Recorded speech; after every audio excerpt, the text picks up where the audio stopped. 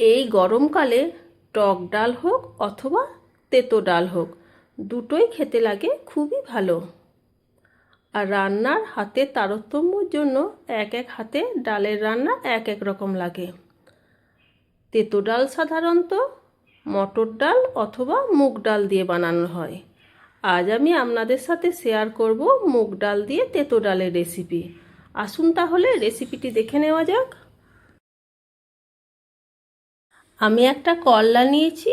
এবার করলাটা আমি গোল গোল করে কেটে নিচ্ছি। সামনের একটু অংশ কেটে বাদ দিয়ে দিলাম।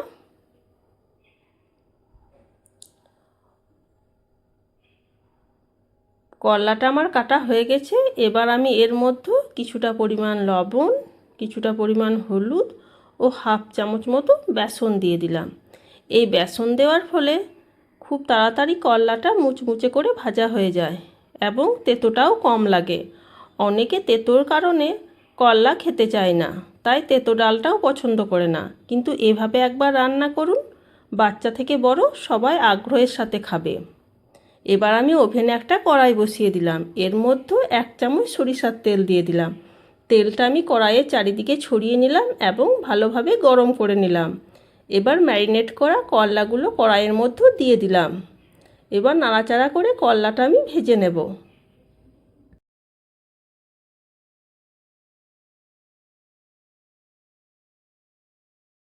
করলাটা বেশ ভালোভাবে ভাজা হয়ে গেছে। এবার এটা আমি তুলে নেব।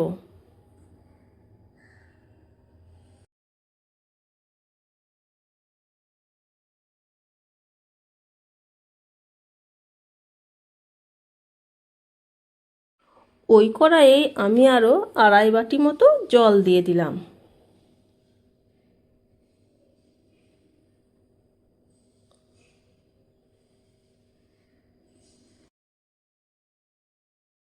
বাটির মধ্যে আমি কিছুটা পরিমাণ মুগ ডাল নিয়ে নিলাম। এবার মুগ ডালটা আমি কয়েকবার জল দিয়ে ভালোভাবে ধুয়ে নেব। জল দিয়ে ধুয়ে নিয়েছি। এদিকে জলটাও গরম হয়ে গেছে। এবার মুগ ডালটা আমি জলের মধ্যে দিয়ে দিলাম। 2 মিনিটের জন্য একটা ঢাকনা দিয়ে দিচ্ছি। আমি আবার 2 মিনিট পর ফিরে এলাম। মুগ ডালটা ফুটে উঠেছে। কিছুটা পরিমাণ পেঁপে আমি চৌকো আকারে কেটে রেখেছিলাম, এটা আমি এর মধ্যে দিয়ে দিচ্ছি। আপনারা চাইলে পেঁপের পরিবর্তে লাউও দিতে পারেন।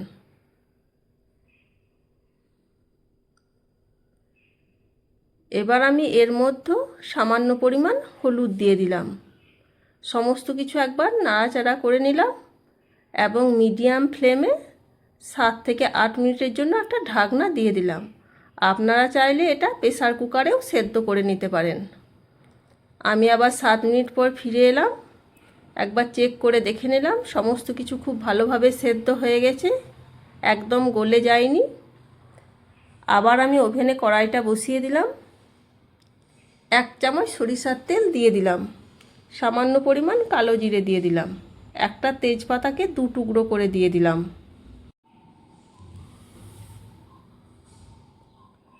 দুটো চেরা কাঁচা লঙ্কা দিয়ে দিলাম। সামান্য পরিমাণ রাঁধুনি দিয়ে দিলাম। এই রাঁধুনি দিলে ডালের স্বাদটা পাল্টে যায় একদম। খেতে খুবই ভালো লাগে এই রাঁধুনি ফোড়ন দিলে। ফোড়নটা নাড়াচাড়া করে ভেজে নিলাম। এবার কিছুটা পরিমাণ আদা থেতো করে রেখেছিলাম, এটাও দিয়ে দিলাম। 1.5 থেকে 2 মিনিট মতো নাড়াচাড়া করে নেব। আদার কাঁচা গন্ধটা যখন চলে যাবে তখন আমি এর মধ্যে একটা ছোট সাইজের টমেটো ছোট ছোট করে কেটে রেখেছিলাম, এটা দিয়ে দিলাম। সামান্য পরিমাণ হলুদ দিয়ে দিলাম। যেহেতু ডালে হলুদ দেওয়া আছে তাই হলুদটা বুঝে দেবেন। 1 থেকে 1.5 মিনিট মতো নাড়াচাড়া করে নেব। টমেটোগুলো গলিয়ে দেব না, শুধু একটুকু নরম করে নেব। এবার আমি এর মধ্যে সেদ্ধ করা ডালটা দিয়ে দিলাম। স্বাদ মতো লবণ দিয়ে দেব এবং হাফ চামচ মতো চিনি দিয়ে দেব।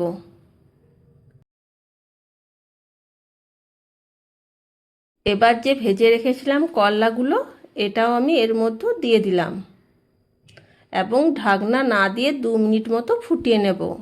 সমস্ত কিছু একবার ভালোভাবে মিশিয়ে নিলাম।